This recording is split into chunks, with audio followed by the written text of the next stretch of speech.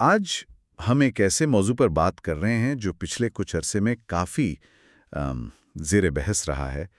تحریک لبیک پاکستان یعنی TLP اور ان کا ایک اعلان کردہ مارچ۔ جی، وہ مارچ جو انہوں نے فیض آباد سے اسلام آباد میں امریکی سفارت خانے تک کرنا تھا۔ بالکل، اور اس کا وقت بھی بڑا اہم تھا۔ یہ اعلان ایک خاص پس منظر میں آیا تھا۔ جی بالکل، یہ وہ وقت تھا جب اسرائیل اور حماس کے درمیان جو ایک عارضی جنگ بندی ہوئی تھی وہ ختم ہو گئی تھی۔ اچھا۔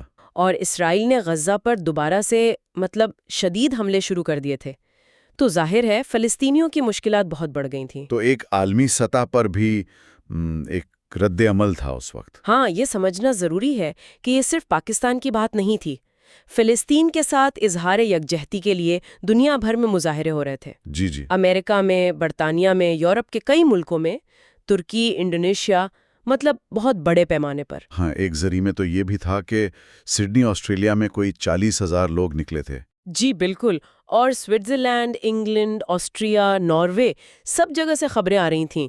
تو یہ اس عالمی تناظر میں پاکستان میں یہ مارچ سامنے آیا۔ جی، اور دیکھیں یہاں یہ واضح کر دینا بہت ضروری ہے شروع میں ہی کہ ہماری اس گفتگو کا مقصد کسی کی حمایت یا مخالفت کرنا نہیں ہے۔ بالکل۔ ہم صرف جو معلومات دستیاب ہیں، جو ذرائع ہیں، ان کی روشنی میں حقائق کو دیکھ رہے ہیں۔ انسانی حقوق کا پہلو، پرامن احتجاج کا حق، ان چیزوں پر بات کریں گے۔ صحیح۔ تو پھر آئیے ذرا دیکھتے ہیں کہ واقعات کیسے پیش آئے۔ اعلان تو ہو گیا، اس کے بعد کیا ہوا؟ ذرائع بتا رہے ہیں کہ 8 اکتوبر کو یعنی مارچ شروع ہونے سے کوئی 2 دن پہلے جی، TLP کارکنوں کی گرفتاریاں شروع ہو گئی۔ ہاں، یہ اطلاعات ہیں۔ اب یہ گرفتاریاں کس نوعیت کی تھیں، معمول کی تھیں یا خاص اسی مارچ کے حوالے سے، یہ تفصیل تو نہیں ملتی، لیکن TLP کا موقف یہی تھا کہ یہ مارچ کو روکنے کی کوشش تھی۔ اچھا۔ اور پھر اسی رات یعنی 8 اکتوبر کی رات TLP کے مطابق لاہور میں ان کی جو مرکزی مسجد ہے رحمت للعالمین، جی۔ اس کے اندر ان کے بقول ایک واقعہ ہوا ہے جس میں 2 افراد شہید ہوئے، اور وہ یہ بھی کہتے ہیں کہ ان کی لاشیں مبینہ طور پر غائب کر دی گئیں۔ یہ تو بہت سنگین الزام ہے۔ جی، یہ ان کے دعوے ہیں۔ پھر اگلے دن 9 اکتوبر کو کیا صورتحال بنی؟ لاہور میں ان کے مرکزی دفتر پر چھاپے کی بھی خبریں تھیں۔ جی، 9 اکتوبر کو ان کے مرکزی دفتر پر چھاپا مارا گیا۔ پارٹی ذرائع کا کہنا ہے کہ یہ کافی بڑا آپریشن تھا، اور اس میں پولیس نے مبینہ طور پر سیدھی فائرنگ کی۔ سیدھی فائرنگ؟ جی، ان کا دعویٰ ہے کہ اس سے کئی نہتے لوگ زخمی ہوئے اور کچھ شہید بھی ہوئے۔ وہ کہتے ہیں کہ مرکز کے دفاع میں 2 سے 3 افراد جان سے گئے۔ اوہ! اور پھر 10 اکتوبر آیا، جمعے کا دن تھا جب مارچ نے باقاعدہ شروع ہونا تھا۔ جی، اس دن بھی اطلاعات کے مطابق جمعہ کی نماز کے دوران اور پھر فوراً بعد جب مارچ شروع ہوا تو پولیس اور رینجرز کی طرف سے شدید شیلنگ ہوئی۔ شیلنگ؟ جی، اور TLP ذرائع تو یہاں تک کہتے ہیں کہ اس موقع پر بھی سیدھی فائرنگ کی گئی۔ یعنی پھر سے فائرنگ کا الزام؟ جی، اور یہ کشیدگی پھر اگلے کئی دن تک چلتی رہی۔ جب مارچ کے شرکا لاہور سے نکل کر مریدکے کے قریب پہنچے تو راستے میں بھی کئی جگہوں پر جھڑپیں ہوئیں، حملوں کی اطلاعات آئیں۔ TLP نے جو اپنے نقصانات بتائے ہیں وہ تو کافی پریشان کن ہیں۔ ان کی پریس کانفرنس کے مطابق 15 سے زیادہ کارکن شہید ہوئے۔ جی، 15 سے زائد۔ اور 50 سے زائد شدید زخمی، اور بہت سے لوگ یا تو لاپتہ ہیں یا حراست میں۔ ہاں، انہوں نے کچھ نام بھی بتائے تھے اپنی پریس کانفرنس میں، جیسے ایک محمد طلحہ کا نام لیا، کہا کہ 11 اکتوبر کو انہیں طبی امداد نہیں ملی تو وہ انتقال کر گئے۔ پھر بابا صداقت علی، محمد قمر زمان، شبیر عباس، ان کے بارے میں کہا کہ سینے پر سیدھی گولیاں لگیں۔ سیدھی گولیاں؟ جی، ایک سید حشمت شاہ کا ذکر کیا، انہیں بھی گولی لگی، اور ان کی لاش کے بارے میں تو یہ الزام لگایا کہ پوسٹ مارٹم کے لیے بھیجی گئی لیکن عدالتی حکم کے باوجود مبینہ طور پر غائب کر دی گئی۔ یہ بہت ہی سنگین الزامات ہیں۔ جی ہاں، اور اس کے علاوہ یہ بھی کہا کہ جو شدید زخمی کارکن ہسپتالوں میں تھے انہیں بھی وہاں سے مبینہ طور پر غائب کیا گیا ہے۔ اچھا۔ تو یہ ساری تفصیلات جو ہیں یہ TLP ذرائع سے سامنے آئی ہیں، اور ظاہر ہے یہ بہت سنگین نوعیت کی ہیں۔ بالکل۔ یہاں ایک بات میرے خیال ہے واضح کرنی چاہیے کہ کسی بھی سیاسی وابستگی سے ہٹ کر اگر دیکھیں تو کسی بھی جمہوری معاشرے میں اگر نہتے شہریوں پر طاقت استعمال ہو اور خاص طور پر ایسے الزامات ہوں کہ سیدھی فائرنگ ہوئی ہے تو یہ بہت سنجیدہ سوالات اٹھتے ہیں۔ یقیناً، اور ان کی غیر جانبدارانہ شفاف تحقیقات ہونی چاہیے۔ بالکل، یہ انسانی جانوں کا معاملہ ہے۔ اچھا، اب ذرا اس کے قانونی اور انسانی حقوق کے پہلو پر آتے ہیں۔ جب شہری احتجاج کرتے ہیں تو آئینوں نے کیا کہتا ہے، کیا تحفظ ہے؟ دیکھیں، پاکستان کا آئین ہے، اس کا آرٹیکل 16 جی، وہ ہر شہری کو پرامن اجتماع کا حق دیتا ہے، صاف صاف۔ پرامن اجتماع کا حق؟ جی، مطلب یہ کہ جب تک کوئی احتجاج پرامن ہے اور اس سے عوام کو کوئی شدید مسئلہ نہیں ہو رہا یا قانون کی کوئی بڑی خلاف ورزی نہیں ہو رہی، تو ریاست کا فرض بنتا ہے کہ وہ اس حق کا احترام کرے، اسے ممکن بنائے۔ بالکل، اسے ممکن بنائے۔ طاقت کا استعمال تو آخری حربہ ہونا چاہیے، وہ بھی بہت احتیاط سے۔ تو پھر یہ سوال جو ٹی ایل پی الزامات لگا رہی ہے، خاص طور پر یہ سیدھی فائرنگ والے، جی، ان کا کیا جواز ہو سکتا ہے؟ ٹی ایل پی نے تو اپنی پریس کانفرنس میں وہ شیلز اور گولیوں کے خول وغیرہ بھی دکھائے تھے۔ ہاں، انہوں نے دکھائے تھے اور دعویٰ کیا تھا کہ ان پر میڈ ان پاکستان لکھا ہے۔ دیکھیں، بین الاقوامی قوانین اور انسانی حقوق کے جو معیار ہیں نا، جی، وہ یہ کہتے ہیں کہ مہلک طاقت یعنی لیتھل فورس جس سے جان جا سکتی ہے، اس کا استعمال صرف تبھی جائز ہے جب قانون نافذ کرنے والے کی یا کسی اور کی جان کو شدید اور فوری خطرہ ہو۔ اچھا، صرف جان کے خطرے کی صورت میں؟ جی، صرف ہجوم کو منتشر کرنے کے لیے یا کوئی عمارت بچانے کے لیے سیدھی فائرنگ کی اجازت نہیں ہوتی۔ طاقت ہمیشہ متناسب یعنی پروپورشنل ہونی چاہیے۔ تو اگر یہ الزامات درست ہیں کہ نہتے مظاہرین پر فائرنگ ہوئی، تو یہ طاقت کے استعمال کے جو بنیادی اصول ہیں ان کی سنگین خلاف ورزی ہو سکتی ہے۔ اس میں ایک اور پہلو بھی سامنے آیا تھا، انسانی پہلو۔ ٹی ایل پی ذرائع نے یہ بھی کہا کہ ان کے امیر حافظ سعد رضوی، ان کے گھر والوں کو بھی حراست میں لیا گیا، والدہ، بہن، بیوی، حتیٰ کہ 1 سالہ بیٹی کا بھی ذکر تھا۔ جی، یہ بات بھی سامنے آئی۔ دیکھیں، اجتماعی سزا دینا یا کسی ملزم کے گھر والوں کو نشانہ بنانا، یہ بین الاقوامی قوانین کے بھی خلاف ہے اور پاکستانی قوانین کے بھی۔ یہ تو غلط ہے۔ بالکل غلط ہے۔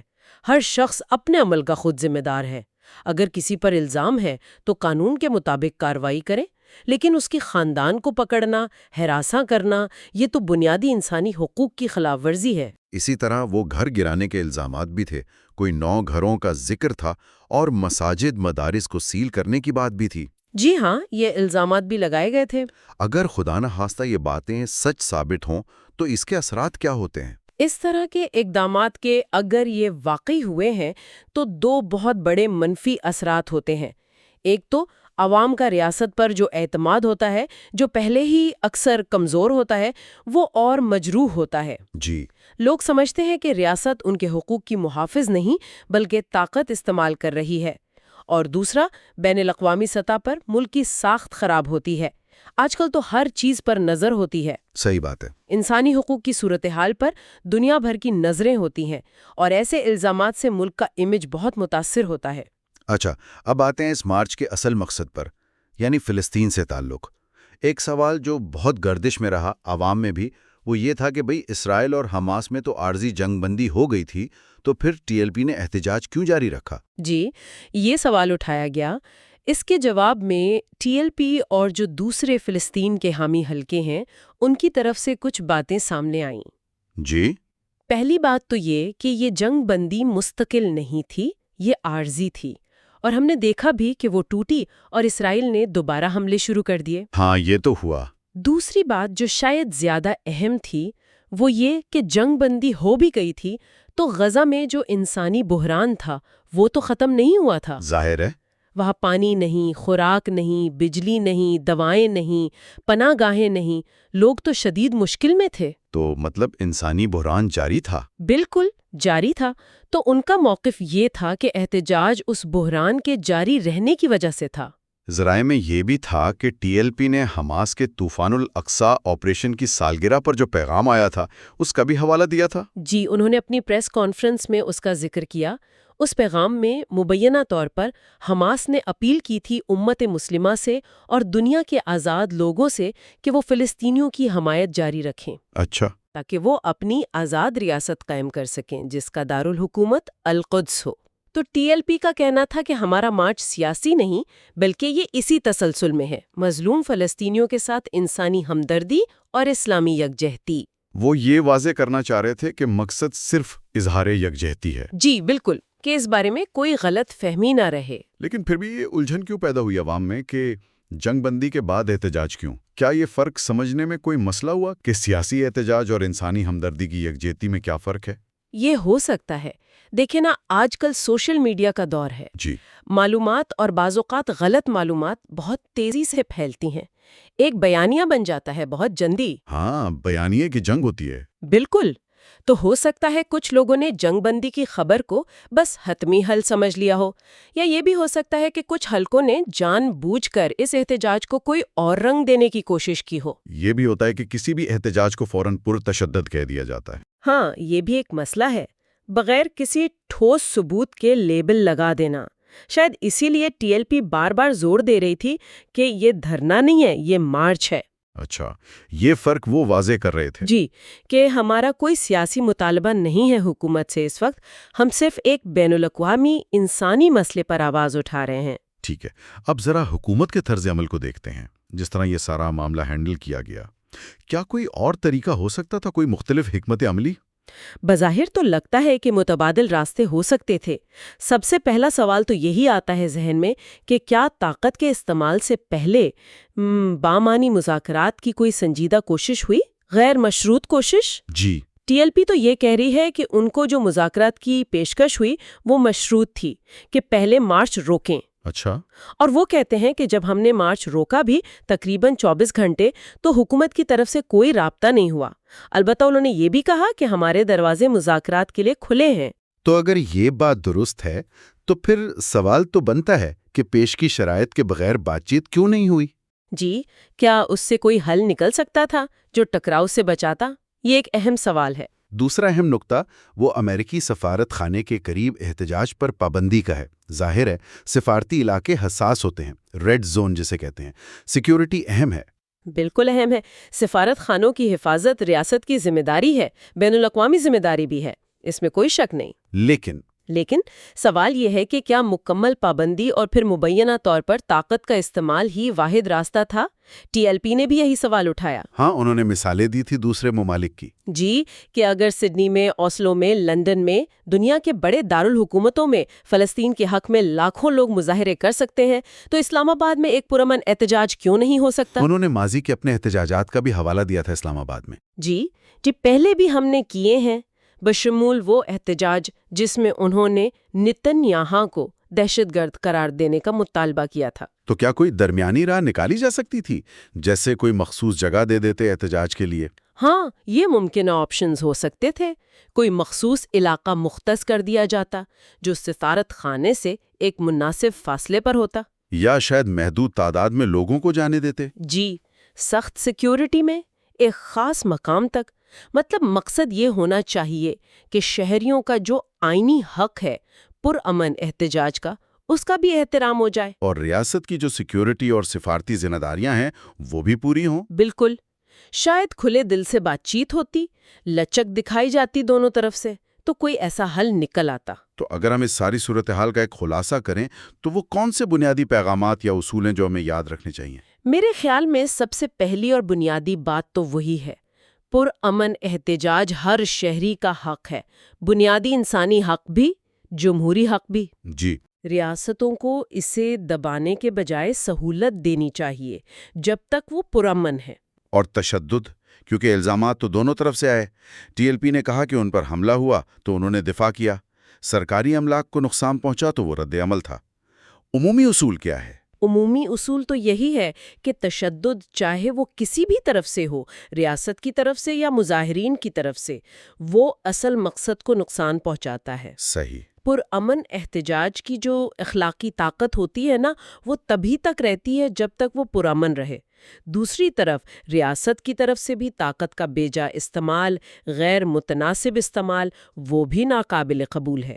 یہ ایک بہت نازک توازن ہے۔ جی، ایک نقطہ ٹی ایل پی نے حب الوطنی کا بھی اٹھایا تھا کہ ہم فلسطین کی حمایت سے پیچھے نہیں ہٹیں گے، اور حکومتی اقدامات سے ایسا لگتا ہے کہ شاید اسرائیل کو تسلیم کرنے کی بات ہو رہی ہے۔ جی، یہ ان کا اپنا سیاسی تجزیہ یا موقف تھا، لیکن اس کے ساتھ انہوں نے یہ بھی کہا کہ حقیقی حب الوطنی یہ ہے کہ انصاف اور انسانیت کے لیے جو آوازیں اٹھیں उन्हें दबाया ना जाए, उन्हें सुना जाए, उन्हें पुरअमन इजहार का मौका दिया जाए। ये एक वसीता रसूल है। जी, जिस पर गौर करना चाहिए। और आखिर में उनका जो मरकजी मुतालबा था वो तो बिल्कुल सादा और यकनुकाती लगता है। जी, तमाम ज़राए से यही बात सामने आती है कि उनका बुनियादी मुतालबा यही था कि उन्हें इस्लामाबाद में अमरीकी सिफारत खाने के सामने जाने दिया जाए ताकि वो फ़लस्तीन से इजहार यकजहती के लिए पुरअमन एहतजाज कर सकें। सही। बिल्कुल।